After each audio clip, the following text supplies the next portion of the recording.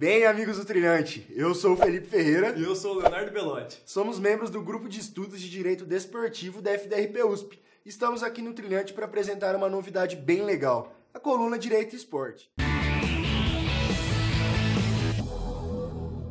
E você deve estar se perguntando o que uma coisa tem a ver com a outra. Felipe, o nosso objetivo é juntar justamente a temática jurídica e esportiva em um time só. E vamos fazer isso escalando direito e esporte ali no ataque, entrosado, a lá Bebeto e Romário em 94. Haja entrosamento, então. E se eu fosse você, eu com certeza não perderia. Ainda mais que o ano esportivo, os grandes eventos estão se aproximando, tem Copa chegando, muita coisa aí pra rolar. E você tá ansioso pra Copa, Léo? Nossa, eu não vejo a hora dessa Copa do Mundo chegar, ver o pessoal xingando nas redes sociais, falando: o Neymar não fez mais que obrigação fazer 4 gols na final da Copa.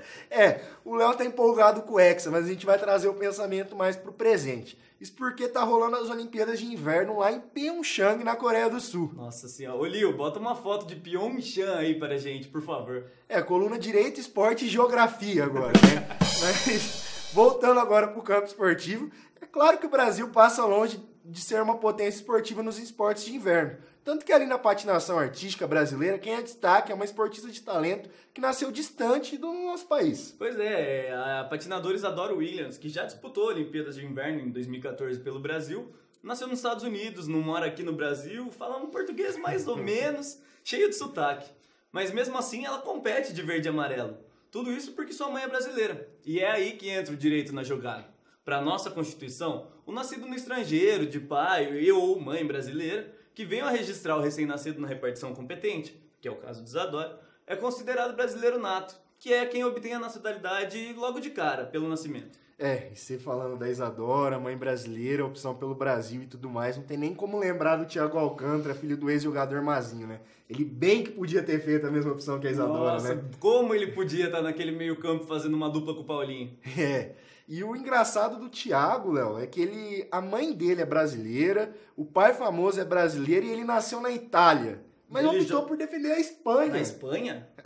Você deve ter ficado confuso, mas eu vou explicar pra vocês. O Thiago tem nacionalidade espanhola depois de ter vivido boa parte da infância e adolescência por lá, onde defendeu o Barcelona dos 14 aos 22 anos, quando se transferiu para o Bayern de Munique e segue lá até hoje. E por falar de Thiago Alcântara, tem o irmão dele, o Rafinha, que também passou boa parte na vida na Espanha, onde também defendeu o Barcelona, e só saiu de lá agora, em janeiro, na última janela de transferência, para ir para a Inter de Milão, na Itália. Tanto tempo lá que o creditou a ter cidadania espanhola. Porém, ele nasceu aqui em São Paulo, então nem precisa falar que ele é brasileiro nato. E apesar de ter flertado com defender a seleção da Espanha, a ligação e o coração verde e amarelo falou mais alto no final. O ouro olímpico, né, em 2016. E nesse papo aí de futebol, de ter outra cidadania, de jogar por seleção diferente de onde nasceu, veio uma porrada de nome na minha cabeça, principalmente brasileiros. De cabeça assim, lembro dos mais atuais, que é o Diego Costa na Espanha, o Jorginho na Itália, e teve os famosos que puxaram a fila, que foi Deco, Pepe e Edson lá em Portugal. Nossa, você vai dar um trabalho pro Lio colocar foto de todo mundo, que eu vou te falar uma coisa, viu?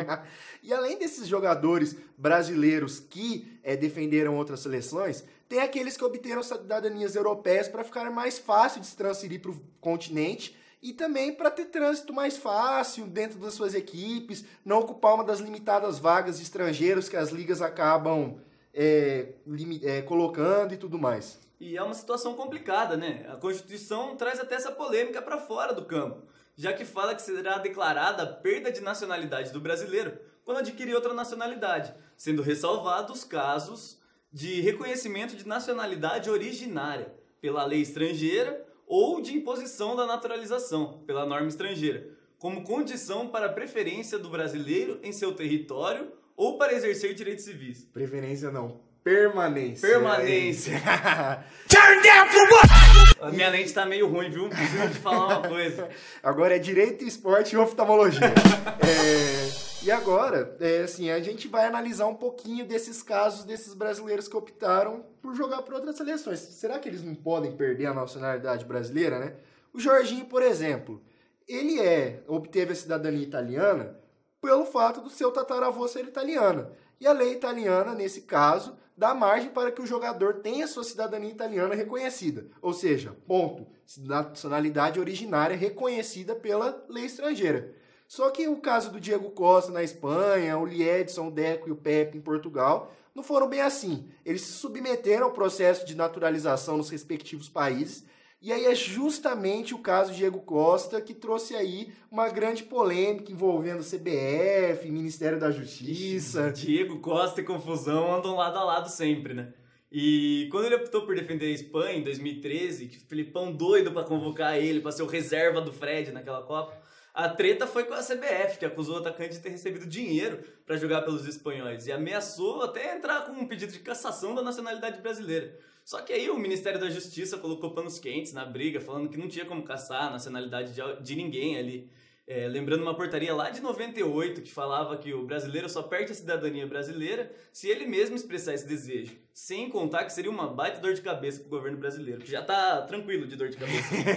E esse acontecido aí com o Diego Costa é até útil pra gente lembrar de um caso recente e inédito no nosso ordenamento jurídico. Foi a primeira extradição de uma brasileira por parte do governo brasileiro. No caso dessa brasileira, a sua extradição foi justificada porque, ao jurar a bandeira norte-americana, a fim de obter a cidadania estadunidense, esta, em ditame documentado, declarou renunciar fidelidade a qualquer país estrangeiro da qual foi cidadã até agora. Ou seja, largou a mão do Brasil.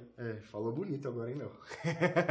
Mas vamos voltar pro esporte, né? Que a gente lembrou dos brasileiros naturalizados e o nosso esporte também conta com reforços estrangeiros que se naturalizaram. No futebol não tem nenhum, não. E olha, já pensou se a gente tivesse um argentino vestindo amarelinha? Ai.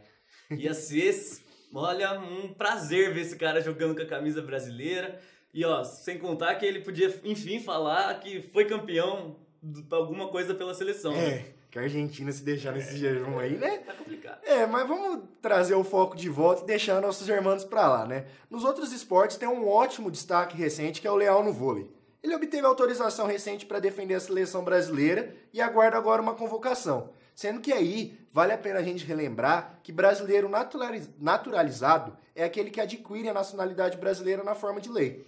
E a lei vai dispor justamente que em casos como o de Leal, tendo capacidade civil, capacidade de comunicação em língua portuguesa, não possuindo condenação penal ou estando reabilitado, basta residência pelo prazo mínimo de 4 anos para pedir a naturalização. Esse mesmo caso aí se relaciona com o Larry Taylor no basquete. Ele nasceu nos Estados Unidos, obteve a nacionalidade brasileira pela residência no país e jogou pela seleção nas Olimpíadas de 2012. Mas você sabe que uma coisa é curiosa?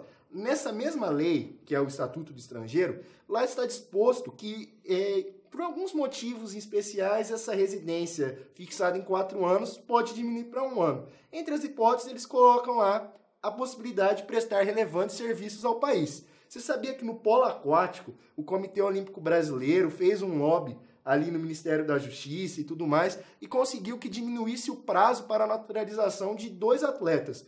O goleiro croata goleiro sérvio Slobodan Sora e o outro jogador de linha, esse no polo aquático, Josip Vilic. Troquei a nacionalidade dos dois, mas tudo bem. Senhora, você quer acabar com o Liu, né? Vai ser mandado embora aqui do Trilhante, vai nem saber por quê. E, bom, depois dessa, assim a gente termina a nossa coluna Direito, Esporte, Oftalmologia e Rui Barbosa. E eu queria agradecer a todos. Ô pai, eu sei que já saiu do Facebook, volta e vai, não sei o quê, mas cria lá o Facebook de novo pela 29ª vez, curte o vídeo, compartilha com todo mundo. E eu gostaria de agradecer a todos vocês que assistiram, curtem, compartilhem, comentem, deem sugestão e estaremos de volta para falar mais de Direito e Esporte. Aquele abraço. Até a próxima.